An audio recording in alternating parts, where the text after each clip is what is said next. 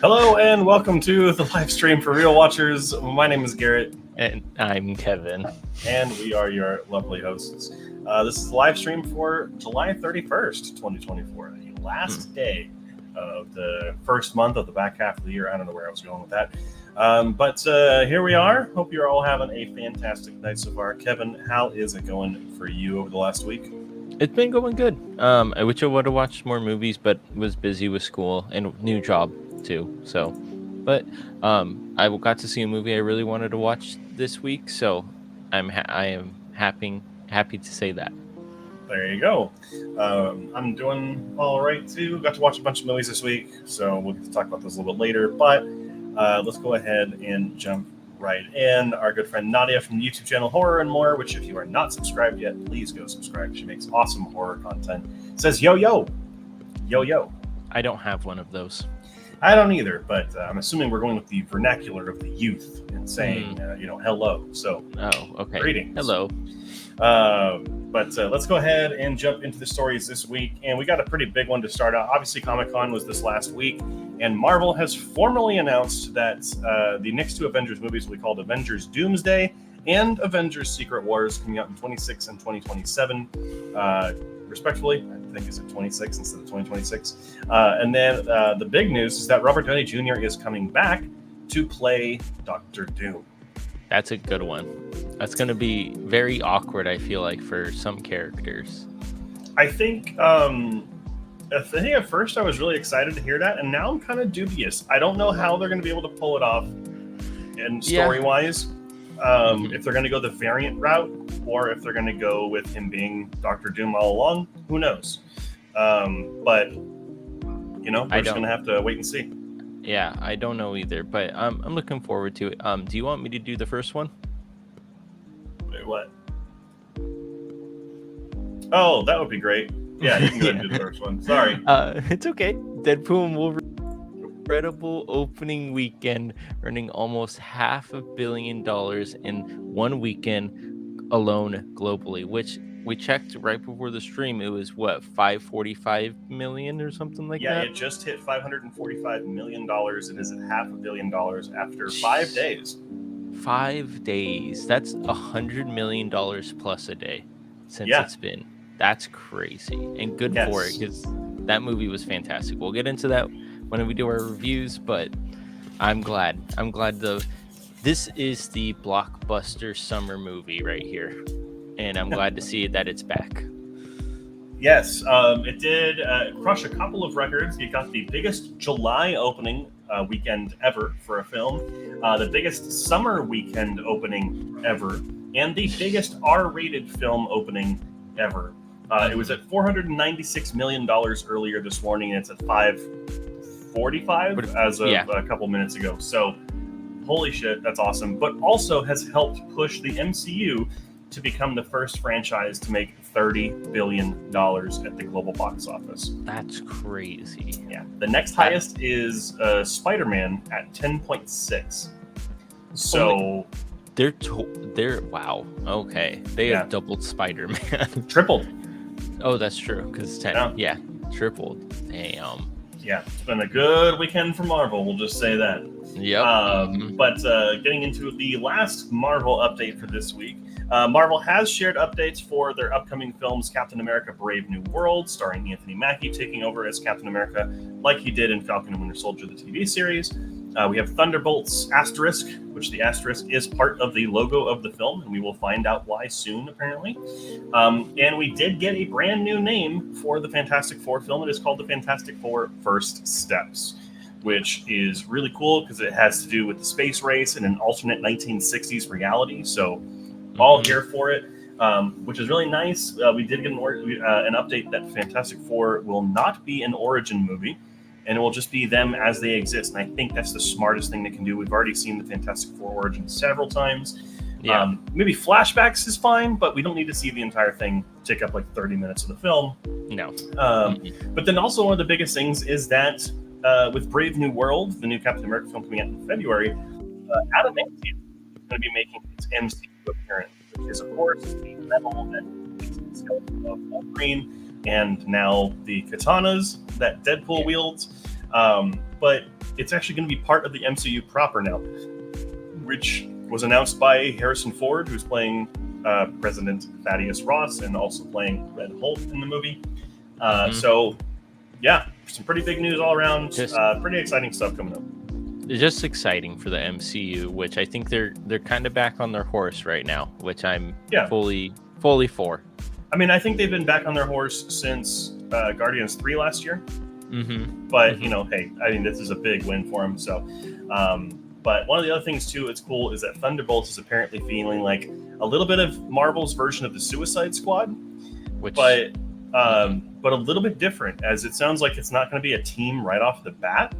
Ooh, okay. But according to the footage that was shown in the hall, they're all going to be independent people hired to do the same thing and collide at the same time. That sounds very interesting, actually. I kind of like that idea. Yeah, and apparently a lot of people who were very dubious about the film walked away from the presentation feeling really confident that it will be a good movie. Nice. But let's get back into correct order here. And, we're good. Take up next. Gladiator 2 opens with largest action sequence Ridley Scott has ever done, which is really cool because this movie does look really good and action-filled, and the sets look absolutely stunning as well. So I just can't wait to see it, to be honest, because the trailers look like it's a masterpiece. Yeah, it's just unfortunate they chose to use some really poor choices for music in the trailer. But I'm assuming it's going to be that giant battle sequence that we saw in the trailer with the boats on the beach. So that'll be fantastic, hopefully. So hopefully the movie's good, though. That's going to be it'll be nice to see. Yep.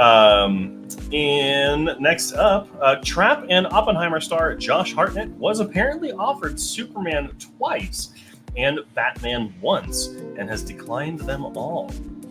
Now, this kind of lines up because he did kind of take a step away from the spotlight in Hollywood for a little while, and has only really come back recently with Oppenheimer being the first big one, and then now with Trap, which we'll talk a little bit later as well, a couple of times because it's coming out this week. But just kind of cool that he got offered it. I could see him playing Superman, when he was younger, but I don't know about Batman. I don't know about Batman either, but he has like that chiseled jawline that Superman always has to have, I feel like. And I can see him being Superman. I don't know about Batman too much. Sure. But, yeah, we'll see.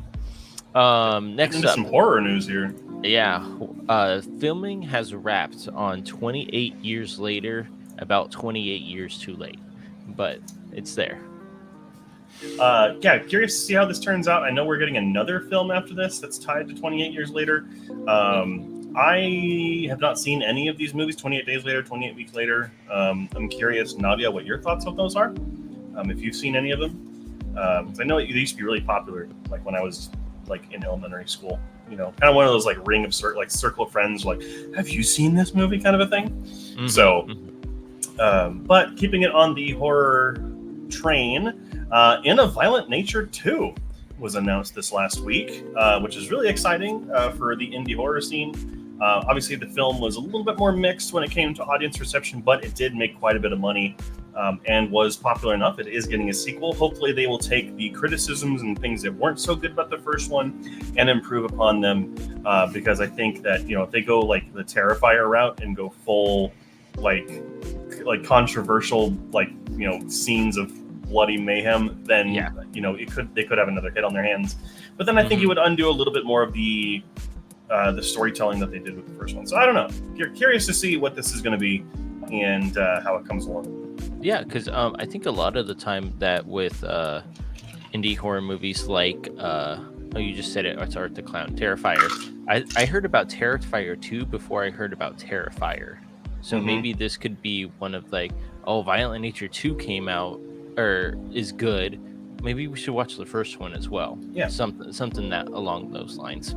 Sure. Yep. Next up, Scream 7 will focus on Sydney, Neve Campbell's character. That's the reason why she returned. Okay. Yeah. Just some sort of update. I mean, the recent Scream film's been really good, and I think one of the biggest complaints about Scream 6 was the absence of Neve Campbell and the character of Sydney, who's been in all of them, obviously since the beginning. She's arguably the main character. But this one's going to be focusing on her again. So I think that, fans will get what they're looking for. It's always worth updating. So, yep. Speaking of comic book news and Comic-Con, Superman has wrapped filming the new film in the DCU from James Gunn. The first live-action film is officially done filming, so they're going to be working on post-production, visual effects, all that kind of wonderful stuff over the next couple of months and getting it ready for release next year, which is kind of nice that they're actually going to take some time to do the visual effects instead of kind of rushing it. So I think that puts a lot more confidence in me for this. Yeah, not 3 weeks like they did The Flash or something like that. But yeah, I mean, even like Deadpool and Wolverine, which finished filming in like January, and then they put it out, in July, right? Obviously, that was because of the strike; it got delayed a little bit. But there was one scene in particular where you could tell the visual effects were they're not the rushed greatest. a little bit. Yeah. Mm-hmm. But yeah. So next up, Rear Window is returning to theaters in August. So tomorrow. I don't know what is it exactly August, like throughout toward the end month? of the month, middle end of the month. Yeah, it'll get 2 days, like most of the kind of event movies re-releases have. So gotcha. Really, really good movie. I really like this Hitchcock movie. I think you liked it too, right? Yeah, I love this movie. I think it's one of the best, like top 3 thriller movies ever made, and so I think that hopefully, I think we're covering it. Yeah, we are actually covering it on Movie Club coming up. And I think that episode comes out the week after it's in theaters, so we should go see it in theaters. Oh, that would be kind of cool. I think that'd be a lot of fun. Speaking of thrillers, the first reactions for Trap are calling it a return to form for M. Night Shyamalan, with Josh Hartnett receiving particular praise for his performance. I called that from the trailer. I thought he was probably the best looking part of the entire movie in terms of his performance. So really excited. A lot of people saying that he's bringing a humanity to such a dark and evil character, which, last time we heard something like that was Joker. And so, I'm not saying that he's going to get any awards nominations for this, but it sounds like it'll be at least an entertaining time. Yeah, and I think since we already know the twist, I mean, you and I are hoping that there is going to be another twist in the movie.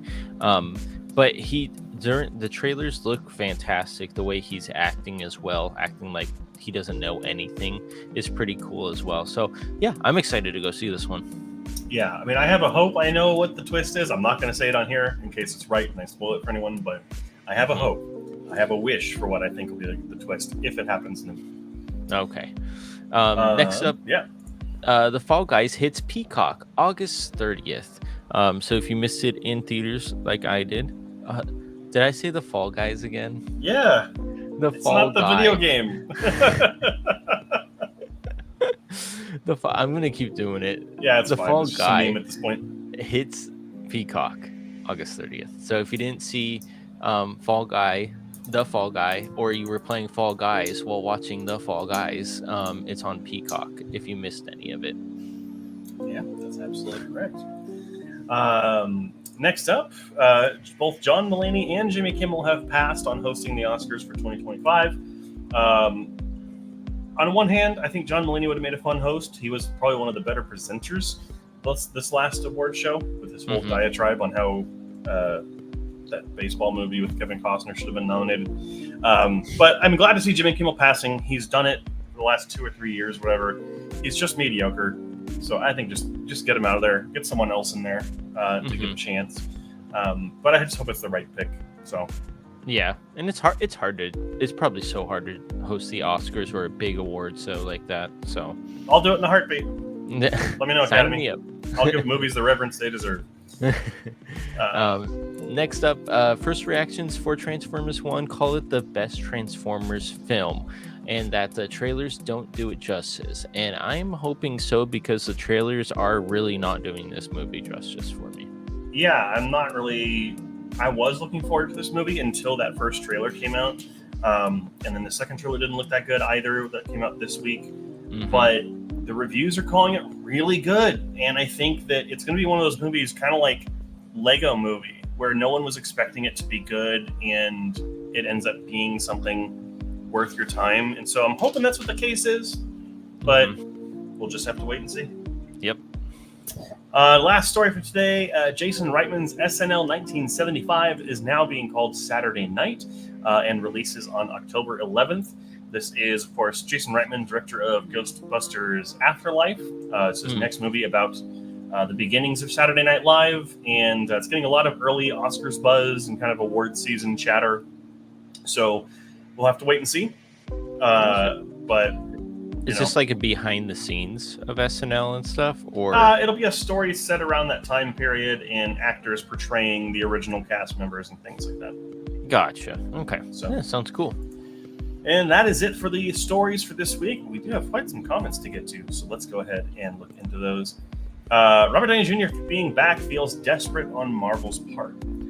That's what I was talking about when I said I was a little dubious. It does feel a little bit desperate. But he's now an Academy Award-winning actor, and he has done a lot of great things for the world of Marvel. So I get it. They just have to, they have to do it right. And that's what I'm the most concerned about. I have seen them major overrated for the 28 franchise. Yeah. Interesting. They're milking the Scream franchise. With Ghostface showing up in Mortal Kombat 1 now as a fighter, which I'm not gonna lie, I'm really excited about. I get it, but I think Scream 6 and Scream 5 were the best ones since the first. So I don't know. I mean, if they can keep that up, then I'm not really gonna, I'm not gonna argue with it. Wonder what 70s and 80s rock Gunn will edit into Superman? Who knows? Yes. Yeah, I think probably nothing. I don't know. I mean, there wasn't a lot of like 70s and 80s rock in the Suicide Squad that James Gunn did. It was more like modern music. But I don't know. I don't think there will be a lot. I think he's going to take the job seriously, and he's actually going to make. There could be. You never know. But I don't know. Did they say why they passed on hosting? Nope. Not yet. I'm sure maybe they will after the Oscars or something. Jimmy Kimmel's done it for like the last 2 or 3 years, so I think he just wants to take a break. He's also looking at retiring soon, I think, from his show. And I don't think John Mulaney is interested in it, probably is what I had to guess. You're being too nice to Kimmel. He's below mediocre. Yeah, he is below mediocre. But, this last Oscars for 2024 was really good. And of course, he was the host for it, but it wasn't his fault that it was good. I mean, he was probably the worst part of it. So I get it. I don't know. Gotcha. Alrighty. Well, that's it for the stories this week. So let's go ahead and talk about the trailers that came out this week. And we got a couple of big ones here. Things for Transformers 1, obviously. We got a new trailer for Speak No Evil. We did get finally a full resolution trailer for Hellboy the Crooked Man. Anything stand out to you, Kevin? I don't like seeing the Speak No Evil trailer because it's everywhere right now. So that's getting very tiring. Transformers 1, like we said, it doesn't look good, but hopefully that's just because of the trailers. That's basically it. Not really anything else that has caught my eye or had me wanting to watch the trailer at all. Yeah, I think the only thing that really stood out to me was 500 Days of Silence, actually, which is going to be a documentary about rock bands during the COVID pandemic, where they were not able to tour or perform live. So that's interesting. Interested in that one. And then I think the idea behind Slingshot sounds really cool with Casey Affleck and I think Lawrence Fishburne in a sci-fi movie. I just haven't watched the trailer yet. So gotcha. That's going to be it for trailers. Not a whole lot this week, but we're at the end of the summer, so we're not going to see a whole lot anyway. But let's talk about the box office. We kind of did already. So I mean, yeah, Deadpool Wolverine with $211.4 million, absolutely dominating any movie, I feel like, right?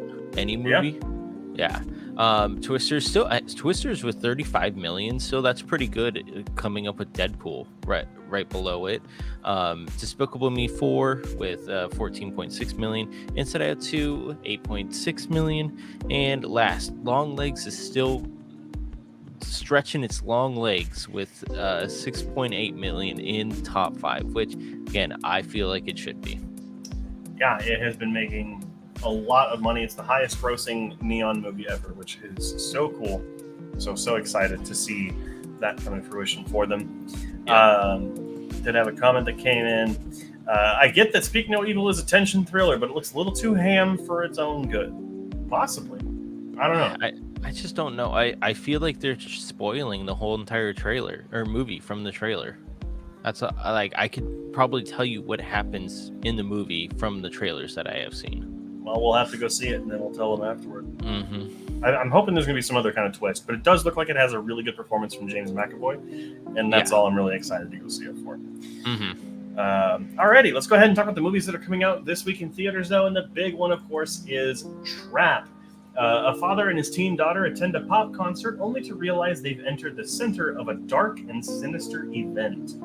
Of course, that doesn't save the spoiler for what happens that's revealed in the trailer, but that's all right. Next up is Harold and the Purple Crayon. Inside of his book, adventurous Harold can make anything come to life simply by drawing it. After he grows up and draws himself off the book's pages and into the physical world, Harold finds he has a lot to learn about real life.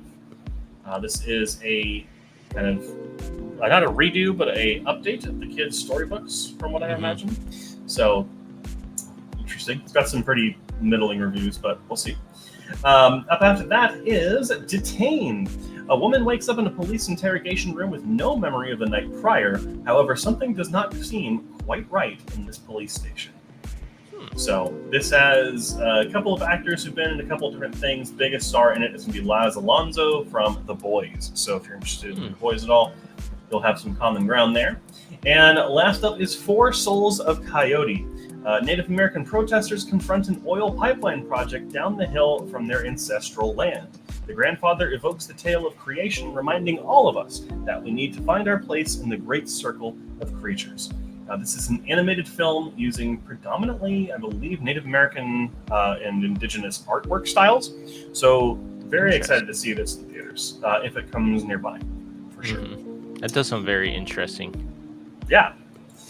Alrighty, so that's all the movies that are coming out this weekend. And with that, we've reached the end of the scheduled part of our show. And now we, of course, get to talk about all the movies we watched over the course of the last week. Now, Kevin, you have watched far less than I have this week. Yep. So let me look at how the numbers work out here. We got 1, 2, 3, 4, 5, 6, 7. I've watched 7 outside of the wheel, and you've watched 2. Correct. So I'll go ahead and do my first 4. Okay. 4? Yeah, 4. And then we'll do your 1, and then my 3, and then your 1. Do you want to save your first one so we can talk about it together? Sure. Yeah, we can do it that way.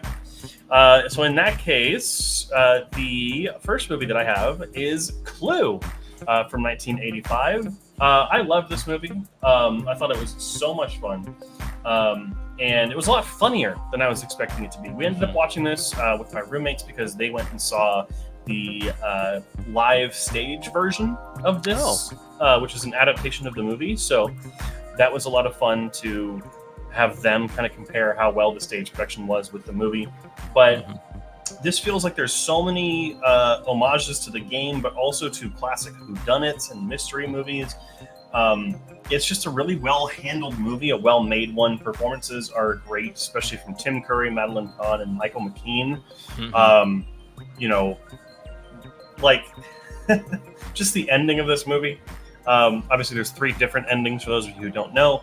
But the true ending, the final ending, one of the greatest last lines said before a movie closes, when I believe it's Mr. Green turns towards everyone and is like, well, I'm going to go home and sleep with my wife. And then the movie just cuts to credits. It's fantastic. So funny and such a welcome little film. Was glad that I checked it out. You know what I wish would have happened is I was alive during when Clue came out because of those 3 different endings to talk about it and see which ending everybody got at one point. So the newspapers did have, when they would show like movie times for your local theaters, which would tell you what ending was playing there. Oh, so the goal was to get you to try and go see it all 3 times. That's so cool. But the movie bombed, and so it became a cult classic afterward. But okay. Next up was the film watched. My roommates and I do like movie nights where we all pick a movie and we watch them. And my cousin picked 10 Things I Hate About You, which is a movie that I've been seeing a lot in the top 4 Letterboxd video series. And this is a modernish retelling of Shakespeare's The Taming of the Shrew, kind of mixing that with a high school romantic comedy. And I don't think all of its components really work well, but the film is mostly a success. And I think the performances here are really what kind of carries it. I think Heath Ledger is really good, but I think the standout is David Krumholtz, who was just hilarious. Loved every moment he was in. The problem is the movie feels a little too cringy. There's a lot of 90s high school stuff, and it's just a lot of cringe, and so it gets a little annoying, but it does iron itself out by the end. The biggest problem with the movie, though, outside of that, is consequence. There's so much that happens in this movie that would be illegal or like frowned upon or whatever, and nothing happens. There's no police. There's no like every teacher or like faculty member at this high school is a criminal or a pedophile, and there's just nothing happening to them. It's kind of the film is a little too odd for me to like truly recommend it, but I think it does work on some sort of charming little level, and so it was fine. I did enjoy watching a little bit of it. What I did not enjoy watching, however, is the 2017 Justice League. This is the one that Zack Snyder made, but then had to leave during the production of, and Joss Whedon came in to finish the film. And this movie fucking sucks. It's utter trash. Like, the characters are just not very good. They're flat. They're boring. The villain sucks. He's not a threat, and he is not interesting whatsoever. The characters, like I said, are dull. It's inconsistent with its tone. It's goofy, then it tries to be serious, and then it goes back to being goofy again. Like, they took the criticisms from Batman vs. Superman and Man of Steel and just went way the opposite direction with it and just did not work. Yeah. This is like their first big event movie. This is their first Avengers movie, and they dropped the ball so hard. The visual effects look bad. The pacing is... Thankfully, the pacing is quick, so you get through this pretty quickly, but it is awful. Like, I would say watch the Snyder Cut instead. The Snyder Cut is better, but that's comparing a polished turd to this being cinematic diarrhea. Don't watch it. This is why James Gunn's in charge now, and further proof that Zack Snyder does not know what he's doing. Yeah. So I agree with you there. But those are my first 3. We have a couple of comments here, so let's go ahead and go for it. Talk about this. Imagine watching Clue in theaters and only seeing one ending, not knowing what the others were. 100%. Yeah. Let's see here. Hate to say it to a movie buff like yourself, but I'm not into watching movies anymore. I only watched 12 this month. That's unfortunate to hear. I definitely go through periods of time where I watch less than normal. So, it could just be a little thing. Also, Game of Thrones is taking my time. Yeah, not a show that I would have expected you to be into, but I'm happy that you're checking it out. Yeah, and she's really enjoying it too, which is good. The Amazons versus Steppenwolf was the only good part of the movie. The movie's terrible, but I don't think it's a 5. Snyder's is different, not better. Snyder's is... I have to disagree. I do think it is a little bit better because it's more consistent. It's a more cohesive vision as opposed to this one, which feels like it was made by committee. It's not good at all. Like, yeah. But let's get to your first one here. That's not the combined one. Okay, I got you. We just watched Taken yesterday. Nadia's mom plopped it on the TV. I was doing some schoolwork, but still looking up. I have seen this before. So it was just another good rewatch. I mean, Liam Neeson. Thank you. Liam Neeson. I mean, amazing in this movie. Just trying to protect his daughter and get her back. But I still always think to myself during some action movies, how do they know to do all of this, first of all? Because you don't really know his backstory, and he just knows people to get it done for him. So that's why I always try to find in some movies, it's like, so what's the backstory behind these two or anything like that? But it's still a good movie, 81 of 100, good action movie and kind of revenge movie, I would say. Yeah, definitely was a popular one when it came out too. Alrighty, so that's Kevin's one out before we get to their combined one. But my next one, kind of continuing the DCEU trek, because I was trying to finish the rest of them after Comic-Con, watch Suicide Squad. And I never thought I'd say this ever, but Suicide Squad is better than Justice League. only just. But I think that what Suicide Squad really nailed was its casting. I think that Margot Robbie must have gone through years of massage therapy because she carried this fucking movie. But like everyone else in the cast, like, you know, Joel Kinnaman is a good Rick Flag. Jai Courtney is great as Captain Boomerang. Will Smith is a decent Deadshot. Like, the casting works. It's just everything around them completely fails. The entire movie takes place at night, so everything's dark and it's hard to see shit. You have characters.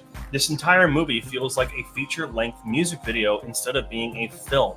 It's really odd. Nothing really happens until the first half of the movie. They spend way too much time building up characters that, even though they're well cast, you don't give a shit about. Like, and any of them could die, except for Harley Quinn, I would say. And you would be better. Like, just you wouldn't care.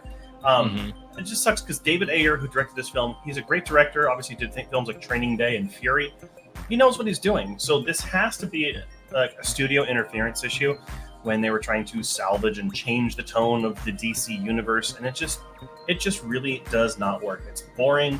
It's like, it only gets a couple more points than Justice League for me because, on one hand, it'd be really fun to watch drunk or make fun of with friends.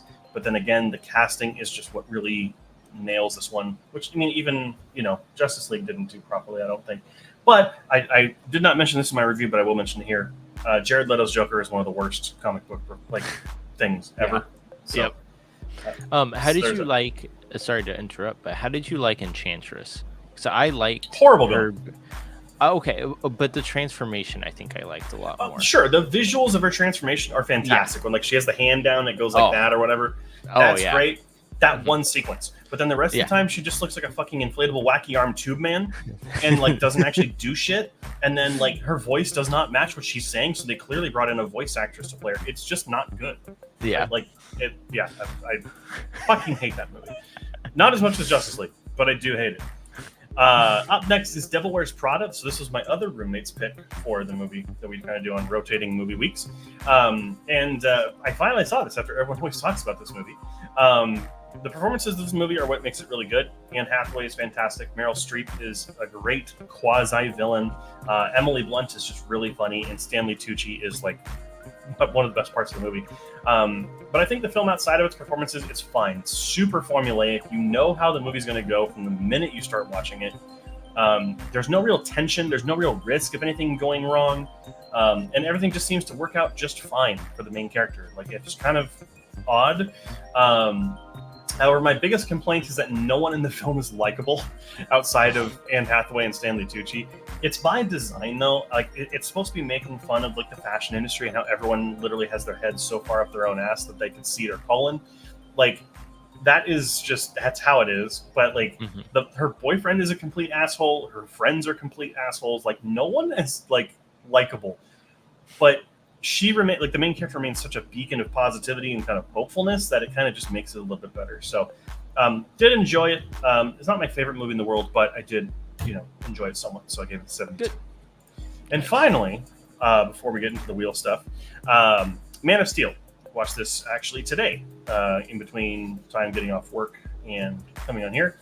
And I think this movie is interesting. I don't think it's the worst movie with Superman ever, but I do think that it does a little too much to undermine the character of Superman.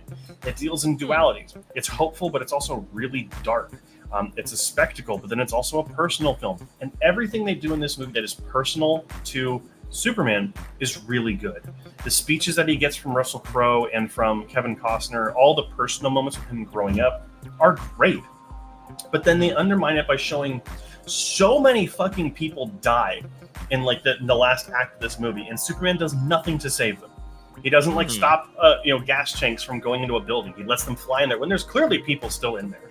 Like, it's just too dark, and it's that tone and it's that vibe that does kind of undermine the movie. But the casting is fantastic. Henry Cavill is, he's probably my favorite Superman. Okay. I will just say that. I haven't seen the originals, so that's we'll have to wait and see. He brings a hopefulness and a levity to the movie, but also brings a dramatic presence, which is really nice. Amy Adams is a good Lois Lane. And then Michael Shannon is probably one of the best parts of the movie, in my opinion, as Zod. He's menacing, he is threatening, and he feels in complete command of every scene he's in. Really enjoy it. There's also just some beautiful moments and an incredible score in this movie, but there's also some really bad cinematography during the action sequences. And a lot of those shots were like a wide shot, and then it like zooms in to show you something which is really annoying after a while. The movie's fine. It's a serviceable Superman film that has some issues, but it has a decent heart underneath. And I think that when Zack Snyder did this, I think his heart was in the right place and his mind was in the right place, but there was just some missteps before eventually just jumping off the side of the building with Batman versus Superman. But, I don't hate the movie as much as I used to. So nice. I will say that. Cool. That's awesome. So let's go ahead and talk about the one that we both saw. Yeah. Yes. Which correct. is Deadpool and Wolverine. Yep. You want to talk first? Sure. I'll talk first. Yeah, I gave it a 95 out of 100. I thought this was a fantastic movie. I love Deadpool being just a comic relief the entire time, and Hugh Jackman's Wolverine kind of being like stingy all the time and being always angry. They kind of just, I don't know, they hit off with each other in this movie, and it just never stops. And some people don't like the comedy aspect in Marvel movies or comic book, but that's how Deadpool is, period. So that's why I like they kept it going like this. They didn't change his character because someone in the community told them that this was wrong or anything. They just kept with their guns because they know that's what was happening and what was getting the people to like them as well. And I had a great audience in my theater. Everybody was laughing at everything and all the little stupid things that Deadpool would do, or even Wolverine, or even when they showed some cameos, everybody was cheering and everything like that. Yeah, so let's be careful not to spoil anything. Yeah, that's it. Yep. Yeah. So as for me, I gave the film an 87. Originally, my score was lower. I think I had it at an 81. But I saw this film twice over the weekend. I saw it once on Thursday last week, but then I saw it again on Sunday. And the audience that I was with on Sunday was much better. They were cheering and laughing, and I think that made the experience better for me and raised my score up a little bit. To kind of go over things that Kevin didn't really talk about, I was worried the film would just be a cameo fest for no reason other than just to get people in there. But every cameo and special appearance has a written purpose for being there. There is a reason why they happen, and they are written well enough, and that's kind of really nice. The biggest problem for me is visual effects in this movie. They're not great. There's one particular moment that I think will go down as a modern version of the Rock Scorpion in The Mummy Returns. But I haven't seen anyone talking about it, which is kind of odd because it looked really bad. Which I can't spoil it here because it does include a major spoiler for the movie. So I will talk about it with Kevin afterward. But yeah, that really kind of bugged me. But other than that, the film is a crowd pleaser. It's a welcome return for the MCU after some missteps for sure. Yeah. But I don't think it's going to convert people who are not Marvel fans already. But for comic book fans, they're going to get a lot of what they wanted to see. Yeah, and Dogpool's the best Deadpool out there. Period. I don't know, man. I don't know. I love. I like Peter. Peter Pool. Fucking Peter Pool. I'm just kidding, man. Did have a good comment here. Where would each of you put the 3 Deadpool movies? Oh, I would probably put Deadpool versus Wolverine 1 and then 1, 2. Interesting. After kind of revamping my score, even though I gave Deadpool and Wolverine a higher score than the other two, I would probably say Deadpool 1, then Deadpool and Wolverine, then Deadpool 2. I haven't watched Deadpool 1 in a while, so maybe that's a good thing I should go back on and watch. But since this one's fresh in my mind, I'm going to say this one at number 1. Sure. I will say that Deadpool felt more like a comic accurate Deadpool in Deadpool and Wolverine than he has the entire time, I feel like. Yeah. But alrighty, well, let's go ahead and get into the Wheel of Fate stuff. Yep. Fates of Wheels. my short, The $1 Million Cat. It was good. It wasn't bad. It was just a good Tom and Jerry short. It's where Tom can't kill Jerry or touch Jerry, or he'll lose $1 million. But at the end, I'm gonna spoil this 1944 short here. He rips the contract up and can't get $1 million anymore because that's all he wants to do to Jerry. Yeah, I know. Damn it! I realized my ears were underneath the headphones. Oh man, that's tough to swallow. Damn it. But yeah, it was still good. Animation always on point. I love these older animation styles. So 80 out of 100. Gotcha. My short was Winter Storage from 1949. And I gotta say, Disney really does make the best looking animated shorts during this time period. They look like they were made 20 years ago. Like, it's crazy how good this one looked. But the short just didn't do anything really new or crazy with its premise. It's just, Chip and Dale fucking around with Donald Duck. Like, it's nothing like imaginative or anything. But it does feature characters that I would say I don't see very often. So Chip and Dale, I don't see them a lot. So, it has a sweet level of fun to it. But can we please stop torturing Donald? Like, what did he do? I mean, like, I know he's just angry all the time, but like, you gotta stop pissing him off. Like the old man of Disney. Like the youngsters, Chip and Dale, and then his cousins or nephews. He's the cranky old crotchety, baby boomer Republican. Yep, that's exactly who he is. Like, let's go ahead and get into the actual assignments this week, though. Yeah. Enter the Dragon. First Bruce Lee movie, and I think first like not Karate Kid movie, but like martial arts movie, I want to say, and it was really good. The plot was really well thought out. It was a little predictable at some points, but what I really liked was the karate in this movie and how different characters developed their karate in different ways because of where they grew up in, which showing that aspect of it was really intriguing to me. So I really enjoyed it. I gave it an 81 out of 100, and I want Garrett to watch this movie because of how good it is. So all right, well, I'm gonna go ahead and just put it on the list then. Yep, put it on the wheel. For the wheel, and I'll just say Enter the Dragon, Garrett. Anyhow, as I was going to sit, for me, the first one that I got was from our good friend Matt Walls. Got Ninja Scroll from 1993. I had never heard of it before it won last week, so I was excited to check it out. Found out it was the same director that did Vampire Hunter D, or whatever the one I watched a couple weeks ago. Mm-hmm. I have to say it's very annoying that it's impossible to find a lot of these films. I have to go to the Internet Archive for all of them, which is pretty frustrating. That being said, the film is gorgeous. It's animated beautifully, and it's got a really cool frenetic energy to it, and it's pretty edgy, obviously, for the 1990s. Definitely something that a lot of neckbeards and katana waving, fedora wearers would be really interested in. The environments are great. The characters are really cool and designed well. And there are several shots in this movie that I would love to have as just pictures on my wall. It looks fantastic. However, I don't think the story is nearly as interesting as its visuals. I would say it's a little bit better than Vampire Hunter D was. But the visual, like the distinctions in the characters is what really makes it better. My biggest problem with this movie, though, is that there is an over or hyper sexualization of its female character. And granted, it's anime. We all know that anime is going to do that. It's just a part of the game, but it is really disturbing, I would say, in this movie. And it gets a little too far.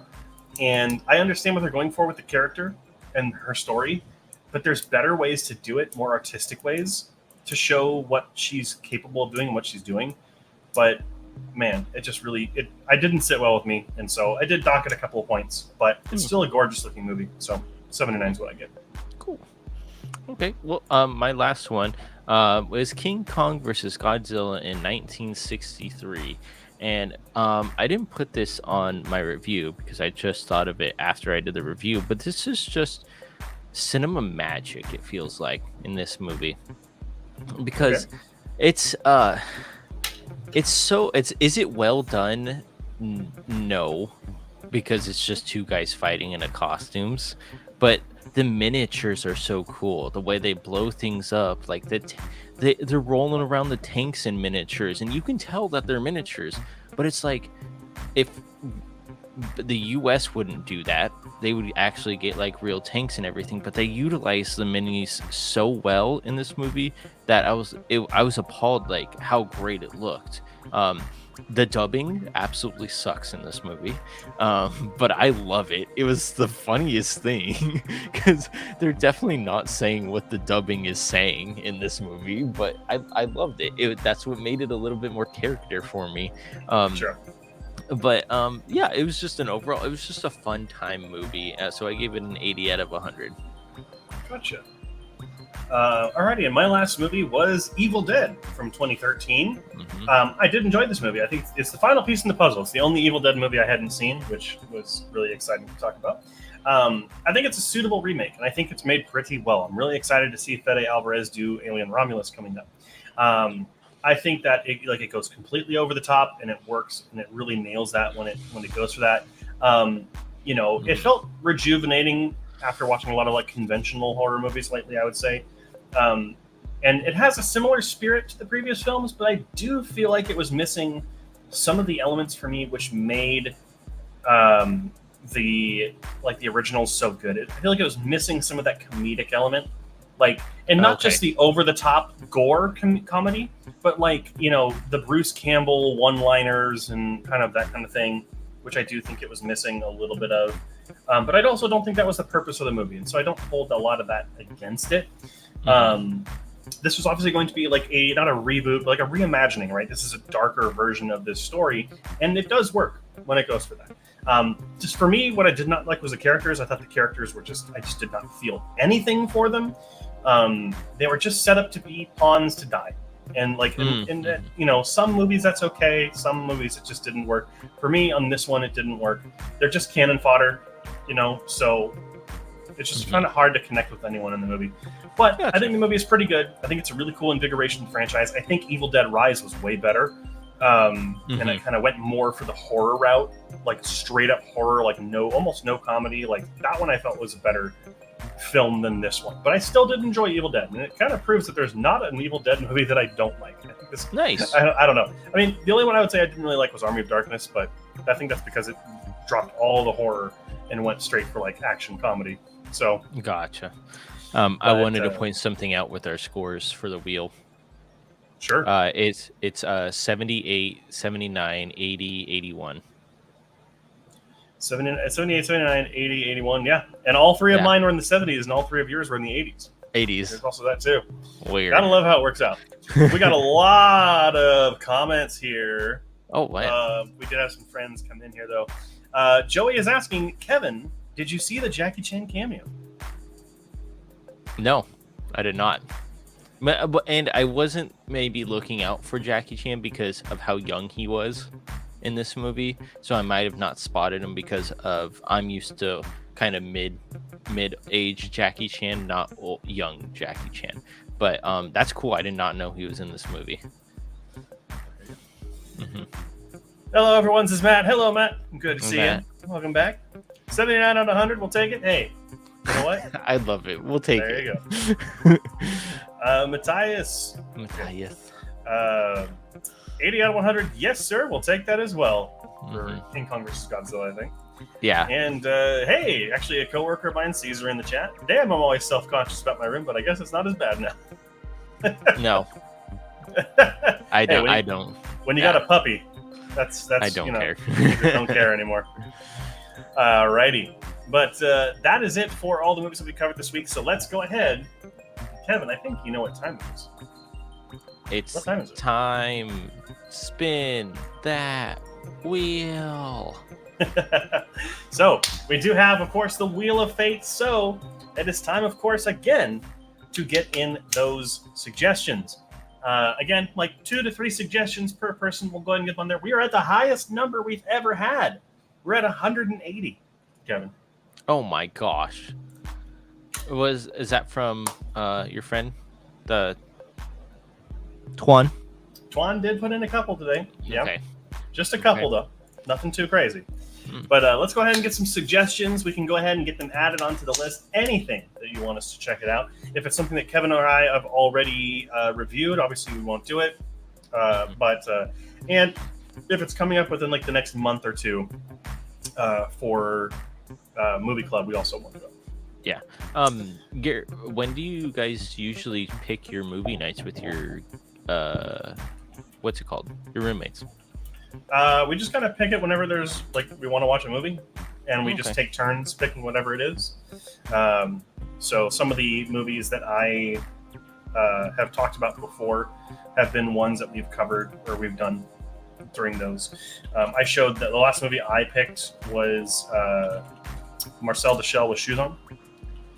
Because I thought they would like it. And then we also watched like Days of Thunder that way, and I had picked like The Lighthouse and several other choices. So gotcha. Not to... And also I do want to add, I will be picking 3 movies today. Oh yeah. Because I lost the bet. Kevin thought that Deadpool and Wolverine was going to get $250 million. I thought it was going to do $100 million, and it was closer to Kevin's. Mm-hmm. And the wager was an extra movie this week, so I will be doing 3 movies to pick. Mm-hmm. Not to take away from Nadia's thing, we put a big on there twice. We did, but I can see it. Yeah, that's the only reason why I know. All right, Nadia, big is already on there, so go ahead and we'll need you to do one more movie.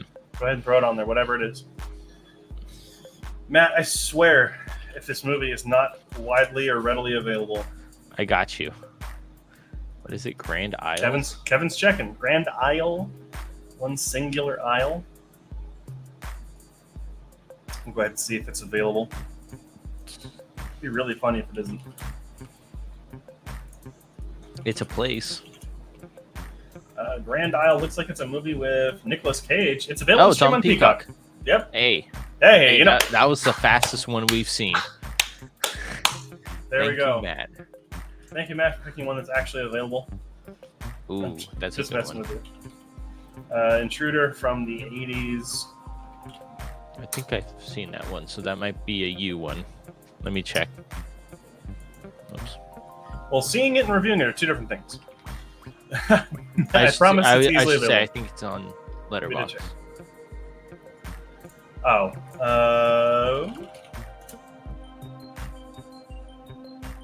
Yes, I have seen this one, so this will be, or I have reviewed it, so this will be a you one. Garrett. Which, can you send me the link for it? Because I don't see one from the 80s. It's like 89. Let me see.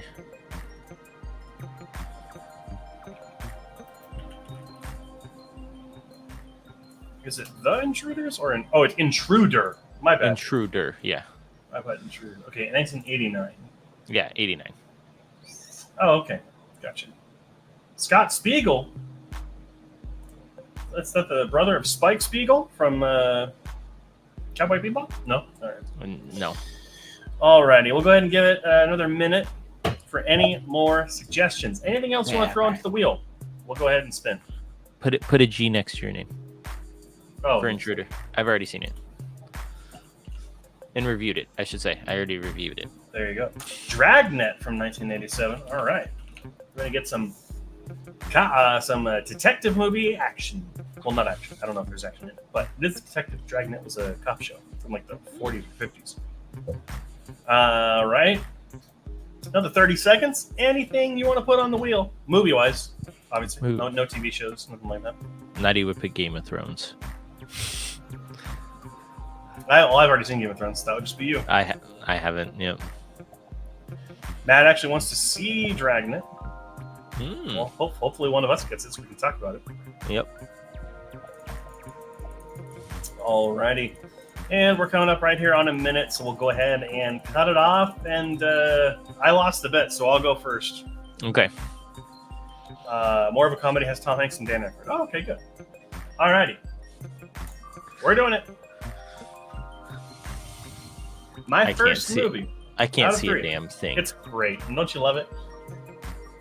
What's that? Oh, Wonder from 2017. Oh, is that the kid with the astronaut helmet? Yeah. Okay.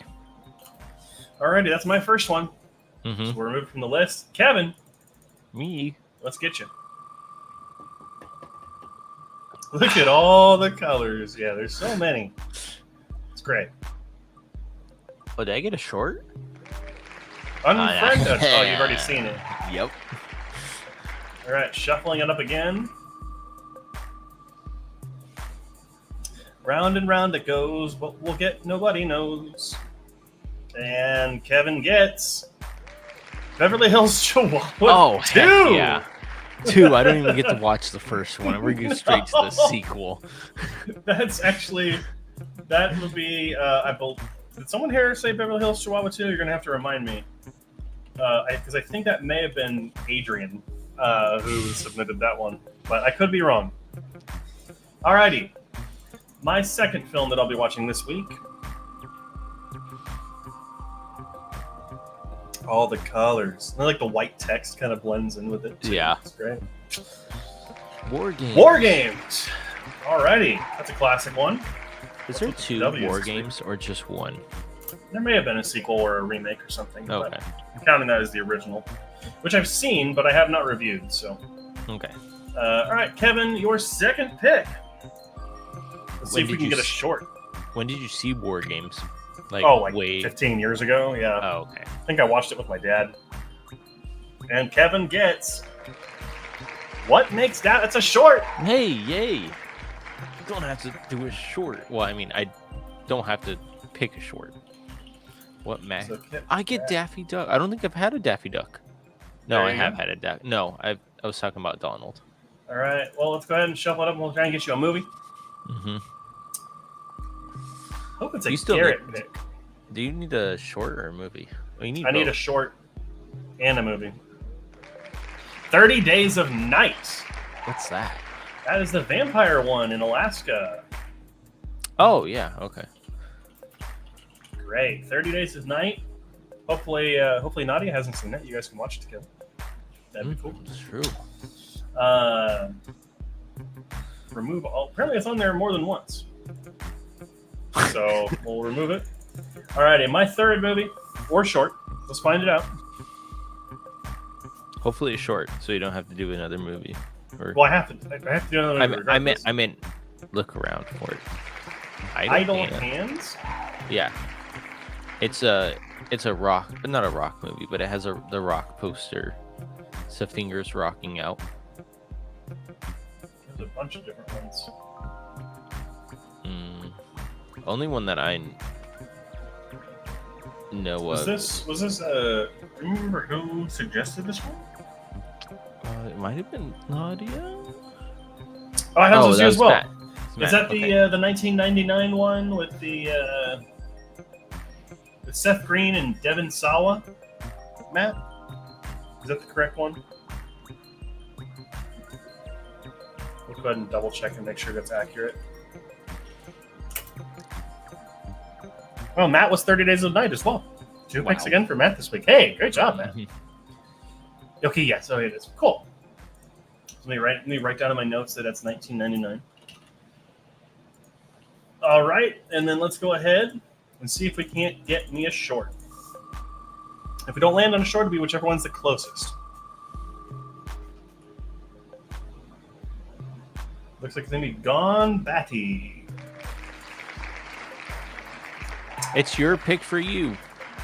So it's going to be Gone Batty. Alrighty. So that is going to be it for the Wheel of Fate this week. Mm-hmm. So we got some interesting stuff to talk about. A nice spread of genres, especially for Kevin. Oh, yeah. I don't even get to watch the first Beverly Hills Chihuahua. I mean, you can watch it if you want to, like outside of that. But yeah, you get to get that. That's gonna be fun. Mm-hmm. But alrighty, everyone, that's gonna be it for pretty much most of what's going on with the show this week. Mm-hmm. Have you been watching or playing anything, Kevin, over the last week? Have I? I don't think I have. No. We're getting ready for wrestling on Saturday for SummerSlam, so I'm watching a little bit of wrestling, but that's pretty much it. School, work has been taken over, and puppy. Gotcha. I've been trying to keep up with the Olympics for what I can. That too. I always forget it's on half the time. It takes place really early in the morning, so it's kind of hard sometimes, and with work it gets hard. So trying to keep up with some of the replays and stuff. But man, opening ceremony was so cool. I haven't watched such it a cool yet. opening ceremony. Specifically, like one of my favorite bands of all time is the first metal band to ever play an Olympic ceremony, and it was absolutely incredible. Loved it. But very excited to see how we do. I think the U.S. is second right now in total medals, so have yet to wait and see. But other than that, just kind of hanging out and watching movies, obviously, because we talked about a bunch of them that we covered this week. Is you and your roommates pick a movie out this week at all yet? We watched 10 Things I Hate About You. Oh yeah, on Saturday or Sunday or Monday, and then we watched Devil Wears Prada last night. Oh, okay, gotcha. So, and then we'll have my pick, which I think we're gonna do on Friday, which I'm still debating what I'm gonna do. So, okay. We kind of had like a theme of like either romance or kind of like girly movies, and so kind of going back and forth. But we'll see. Mean Girls. Anyhow, did you see me perform at the Olympians? I was the one on the beam. What? I don't get it. On the beam? Did you see? I don't get it. I don't know what she said. Sorry, Nadia. I don't get what you're going for there. You got to specify a little bit. But anyhow, that's going to be it for this week. We've been going on for almost a little over an hour now, so we will call it here. But of course, as always, make sure you like, comment, and subscribe, and all that wonderful, usual stuff that people throw at you. Just because our live stream does go live now every Wednesday at 7 p.m. Pacific Standard Time. And of course, Movie Club goes live every Friday, 4 a.m. Pacific Standard Time. So you have it just in time for your morning commute or walk or journey, whatever you want to call it. This week, though, super excited because we were talking about, I'll just go ahead and spoil it. One of the best movies ever made. We are talking about The Godfather. And so we are going to be covering that this week on Movie Club, so don't miss it. And, there you go. Gymnastics. I performed. And then there's that that emoji. That emoji again. What was her name? Nadia? Someone that looks like her or has the same name. I'm guessing maybe? That's what. Is that what you're going for, Nadia? Sorry. I don't know if I'm just not getting it right now. Is she talking about like Nastia Lukin or whatever the gymnastic was? I'm sorry. I don't know. Nadia, it went right over my head. Yeah, I didn't watch any of the. Oh, it was a joke. Well, you know what? What is? Okay, hold on. What is this? Oh, what is that? What is that? Oh, it's she's wiping his tears. She's wiping his tears. Where are these emojis coming from? Are these like YouTube ones? They must be. That's kind of nuts. Anyhow, alrighty, everyone. Well, hope you all have a fantastic week. We'll see you next Wednesday, same time, same place. And have a great week. And until next time, keep those eyes on the screen. Bye, everyone.